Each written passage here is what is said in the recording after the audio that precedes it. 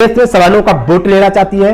जैसा कि खुद मुख्यमंत्री शिवराज सिंह चौहान ने सभा में कहा, मीडिया से बात करते हुए कहा, कैमरे के सामने कहा, माइक पर कहा कि क्या यह नया आयोग बनाया गया है, क्या यह सामान्य वर्ग के गरीब तबकों के लिए सरकार का क्रांतिकारी कदम है। निर्धन शब्द लगाने से सरकार ने लगभग 60% से अधिक सामान्य वर्ग के लोगों को इस आयोग से बाहर का रास्ता दिखा दिया है, जबकि मुख्यमंत्री का यह दावा बिल्कुल जनता को गुमराह करने वाला है।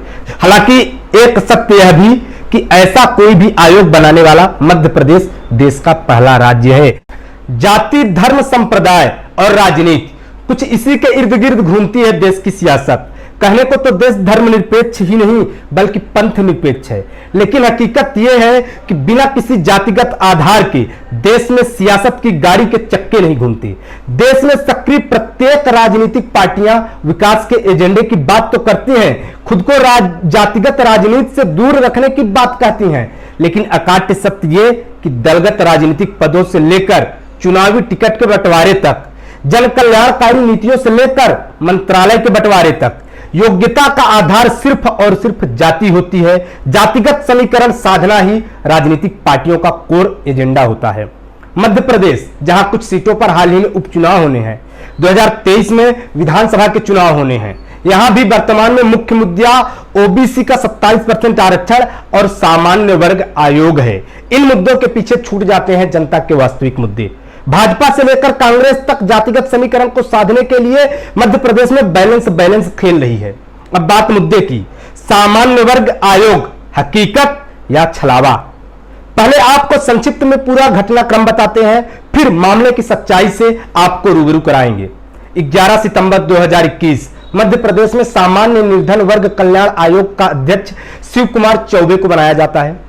ये मुख्यमंत्री शिवराज सिंह के काफी करीबी माने जाते हैं। उसके अगले ही दिन मुख्यमंत्री शिवराज सिंह चौहान जनदर्शन यात्रा में सतना पहुंचते हैं, जहां की रहगांव सीट पर उपचुनाव भी होने हैं, और यहां पर मंच से ही मुख्यमंत्री शिवराज सिंह चौहान प्रदेश में सामान्य आयोग बनाने की बात कहते हैं। इस दौरान मुख्यमंत्री यह कहते हैं कि आयोग भी अन्य आयोग जैसे अनुसूचित जाति आयोग, अनुसूचित जनजाति आयोग, ओबीसी के आयोग की तरह ही होगा, और इसके अध्यक्ष को भी हमने नियुक्त कर दिया है। इसके बाद से ही सोशल मीडिया से लेकर मुख्य धारा तक की मीडिया इसे प्रसारित करने में लग जाती है कि शिवराज सिंह चौहान ने मध्य प्रदेश में सामान्य वर्ग आयोग का गठन किया है। लोगों में भी इस गठन को लेकर चर्चा तेज हो जाती है, लेकिन दुविधा यह भी बनी रही कि मुख्यमंत्री ने नया सामान्य वर्ग आयोग गठन किया है या सामान्य निर्धन वर्ग कल्याण आयोग को ही सामान्य वर्ग आयोग कहा जा रहा है, और इसे ऐसे प्रसारित किया जा रहा है मानो सरकार ने कोई नया सामान्य आयोग गठित किया हो। खबर हम तक पहुंची, हमने इसकी पड़ताल की। मुख्यमंत्री की सामान्य आयोग बनाने की घोषणा करने वाले वीडियो को हमने खंगाला। उस वीडियो को हमने सतना से मंगवाया और पाया कि मुख्यमंत्री ने सामान्य निर्धन वर्ग कल्याण आयोग को ही सामान्य वर्ग आयोग कहा है, क्योंकि मुख्यमंत्री वीडियो में यह कहते दिख रहे हैं कि हमने इस आयोग के अध्यक्ष को कल ही नियुक्त कर दिया है, और एक दिन पूर्व उन्होंने निर्धन आयोग के ही अध्यक्ष को नियुक्त किया था। अब सवाल यह था कि क्या यह नया आयोग बनाया गया है, क्या यह सामान्य वर्ग के गरीब तबकों के लिए सरकार का क्रांतिकारी कदम है। हमने पड़ताल की और पाया कि कोई नया आयोग नहीं है, बल्कि यह आयोग 2008 में ही मध्य प्रदेश की तत्कालीन बीजेपी सरकार, जिसके मुख्यमंत्री भी शिवराज सिंह चौहान ही थे, उन्होंने ही गठित किया था, और इसके पहले अध्यक्ष बाबूलाल जैन थे। इसके बाद इसके अध्यक्ष बालेंद्र शुक्ला को बनाया गया, जिन्हें शिवराज सरकार ने कैबिनेट मंत्री का दर्जा भी दिया था। फिर 2018 में सरकार बदली, कमलनाथ मुख्यमंत्री बने। उन्होंने सामान्य वर्ग के नाम पर बने इस आयोग को चलाना भी उचित नहीं समझा, और 31 मार्च 2019 उन्होंने इस दिन इस आयोग को निष्क्रिय कर दिया था। अब एक सवाल और कि क्या यह आयोग भी देश प्रदेश में सक्रिय अन्य आयोगों की तरह ही कार्य करेगा, जैसा कि खुद मुख्यमंत्री शिवराज सिंह चौहान ने सभा में कहा, मीडिया से बात करते हुए कहा, कैमरे के सामने कहा, माइक पर कहा। मुख्यमंत्री शिवराज सिंह चौहान ने यह घोषणा की कि सामान्य आयोग भी अनुसूचित जाति, अनुसूचित जनजाति और ओबीसी आयोग की तरह ही है, और साथ ही यह भी कहा कि यह इसकी कार्य भी उसी की तर्ज पर होंगे और यह उसी के तर्ज पर कार्य करेगा। जबकि मुख्यमंत्री का यह दावा बिल्कुल जनता को गुमराह करने वाला है।